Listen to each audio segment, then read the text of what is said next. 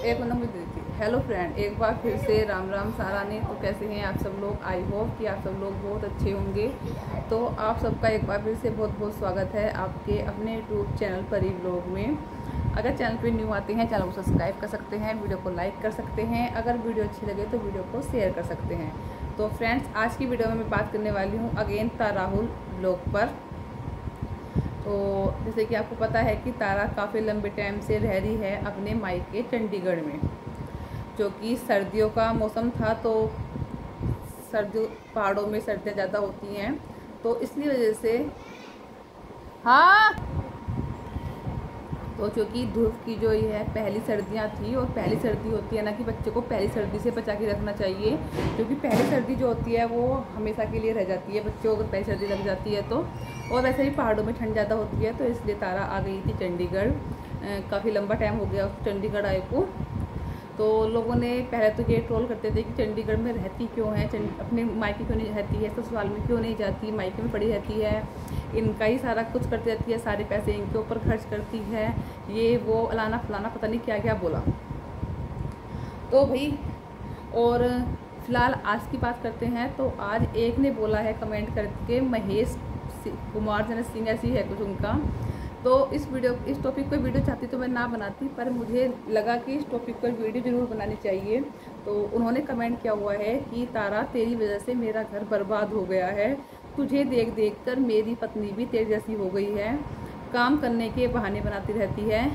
कभी कहती है रात को नींद पूरी नहीं हुई, बेटे ने सोने नहीं दिया, कभी कहती है बेटे को ठंड लग जाएगी तो लेट सो के उठूँगी। मतलब कि तारा की वजह से इन भाई साहब का घर जो है वो बर्बाद हो गया है, इनका कहना ये है। पहले तो मुझे इस कमेंट को पढ़ के ही हंसी आई बहुत ज़्यादा, और उन्होंने बहुत सारे कमेंट किए हुए हैं कि पता नहीं कहाँ से राहुल भैया को ये पसंद आ गई, ये बुढ़ापे ये कहाँ से पसंद आ गई राहुल भैया को, ये ड्रामा करती रहती है। जब से इसकी शादी हुई है तब से ड्रामा कर दिया है। पहले तो नई नई शादी हुई है, फिर प्रेगनेंसी की वजह से काम नहीं किया, फिर बच्चा छोटा है इसलिए काम नहीं किया, और अब मायके में आके पड़ी है, और कुछ टाइम के बाद राहुल के साथ चलती बनेगी। तो इसने अपने घर वालों की, सास ससुर की सेवा नहीं करनी बिल्कुल भी, इसने सिर्फ यही फालतू के ड्रामे करने हैं। तो ये सब कुछ आज कमेंट किए गए, तो मैं इस कमेंट पर वीडियो ना बनाती, लेकिन ये बहुत सारी लेडीज़ों के लिए है, इस चीज़ से मोटिवेशन मिलेगा, तो इससे ये वीडियो बनानी ज़रूरी है। तो सबसे पहले मैं उनसे यही बोलना चाहूँगी कि जो भी हैं महेश, जो भी हैं, आप मुझे एक बताओ कि कोई औरत किसी का घर कैसे बर्बाद कर सकती है? आप मुझे बताओ, आप आदमी हो, अगर आपकी वाइफ तारा को देखकर बिगड़ रही है तो आप उसको मना कर दो कि आप उसके वीडियो मत देखो।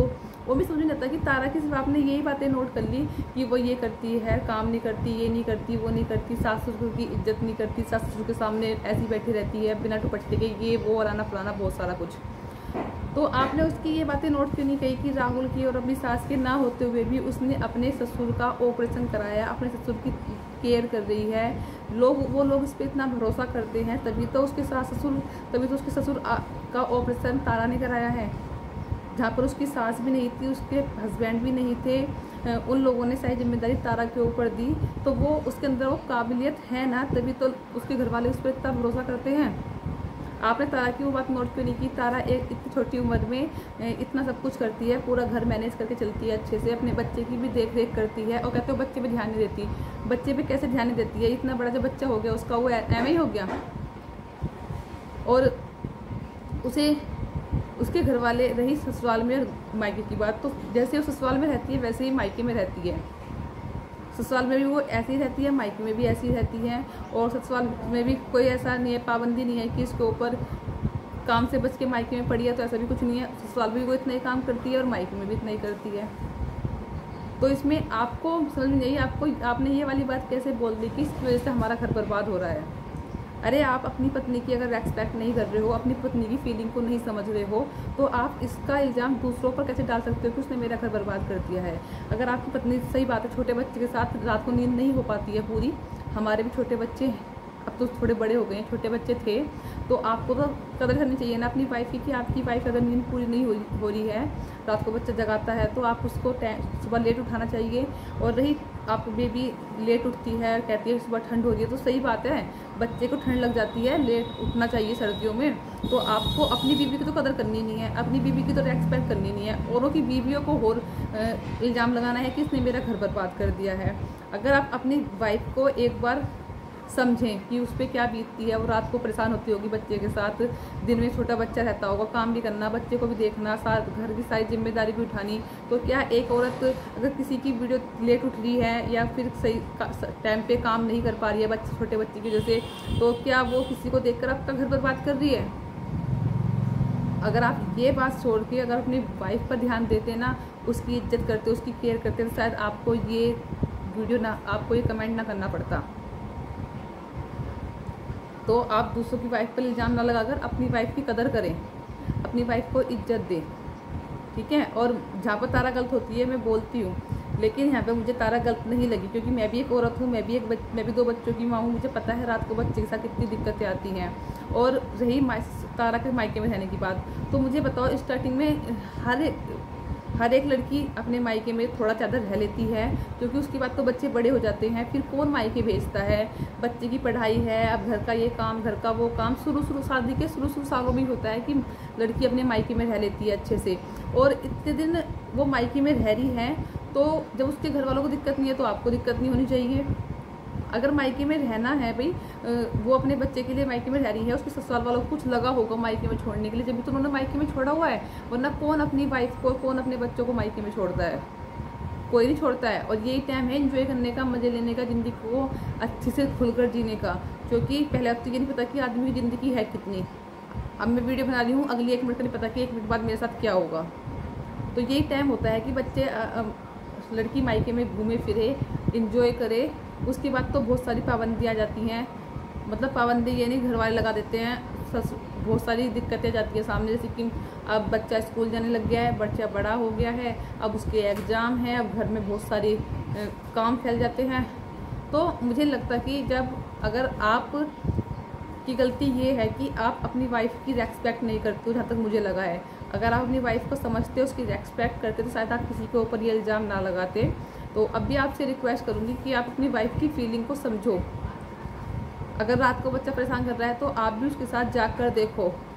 अगर बच्चा लेट उठ रहा है, सुबह को आपकी वाइफ लेट उठ पा रही है बच्चे की वजह से, रात को सो नहीं पाती और ठंड की वजह से नहीं उठ पा रही है, अब तो ठंड चली गई खैर, तो आप उसकी फीलिंग को समझो कि उसको भी नींद पूरी करनी है। जब वो नींद पूरी करेगी तभी दिन का काम तुम लोगों को कर पाएगी। एक औरत ही है जो पूरा घर संभालती है, ठीक है। एक औरत रात को भी जाग लेती है, बच्चों का भी ध्यान रखती है, दिन में भी बच्चों को पकड़ती है, सारा घर काम भी करती है, और ऊपर से बोल रहे हो कि इसकी वजह से मेरा घर बर्बाद हो गया है। तो घर बर्बाद की ना सोचकर अपनी वाइफ को, उसकी फीलिंग को समझो तो अच्छा रहेगा। उसके बाद आपको इस चीज़ की कंप्लेन करने की ज़रूरत भी नहीं पड़ेगी। और आप किसी पर पाबंदी, आपकी वाइफ हो, चाहे आपकी बहन हो, चाहे आपकी माँ हो, आप किसी को ऊपर पाबंदी नहीं लगा सकते हो कि आपको इसकी वीडियो नहीं देखनी, या फ़ोन बंद कर दो, फ़ोन तोड़ दूंगा, मैं ये कर दूंगा, इसने हमारा घर बर्बाद कर दिया। तो अगर आप अपने ऊपर पाबंदी नहीं लगा सकते तो आप अपनी वाइफ के ऊपर ही पाबंदी नहीं लगा सकते हो। ये वीडियो बनानी मैंने इसलिए जरूर समझी कि इन भाई साहब को लगता है कि तारा की वजह से इनका घर बर्बाद हो गया है, तो इसके ऊपर सिर्फ मैंने वीडियो इसलिए बनाई जरूर समझी कि मैं इसको समझा सकती कि तारा की वजह से आपका घर बर्बाद नहीं हुआ है, आप खुद अपना घर बर्बाद कर रहे हो अपने हाथों से, क्योंकि आप खुद अपनी पत्नी की रेस्पेक्ट नहीं कर रहे हो, उसकी फीलिंग को नहीं समझ रहे हो। बस आपने एक काम करने वाली मशीन समझी हुई है कि वो मशीन है, उसमें चाबी भरो और वो चलती रहेगी, पूरी रात भी जाग लेगी, बच्चे का ध्यान भी रख लेगी, सुबह फिर जल्दी उठ भी जाएगी, फिर सारा काम भी कर लेगी और तुम लोगों के ताने भी सुन लेगी। तो इन सबसे अच्छा है कि अपनी पत्नी की थोड़ा उसके पास बैठो, उसको समझो और उसकी फीलिंग्स को समझो कि उस पर क्या बीत रही है, ना कि किसी दूसरे पे इल्ज़ाम लगाओ। तो चलिए करते हैं इस वीडियो को यहीं पर एंड, और फिर मिलते हैं आपको अच्छी सी नई वीडियो के साथ। तब तक के लिए बाय बाय, टेक केयर, अपना ध्यान रखें। चैनल पे न्यू आते हैं, चैनल को सब्सक्राइब कर सकते हैं, वीडियो को लाइक कर सकते हैं, अगर वीडियो थोड़ी भी अच्छी लगे तो वीडियो को शेयर कर सकते हैं।